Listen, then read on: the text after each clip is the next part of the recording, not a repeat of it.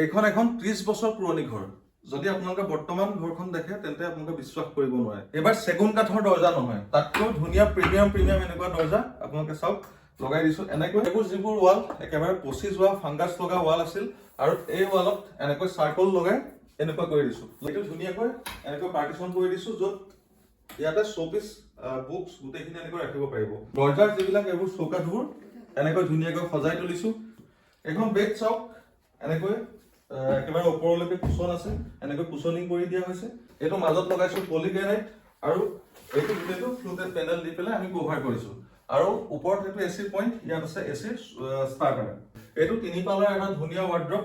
এইটো এনেকৈ যিখিনি নৰ্মেল কাপোৰ ইয়াতে বৰ্তমান ক্লায়েণ্টে থৈছে বস্তু।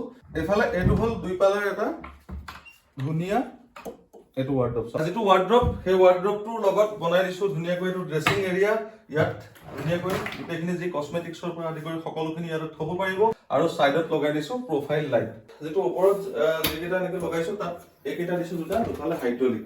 মোৰ যে ঘৰখন ইমান ধুনীয়াকৈ তুমি সুন্দৰকৈ সজাই তুলিবা ভবা নাছিলো। হয়, ইমানখিনি কম বাজেটতে।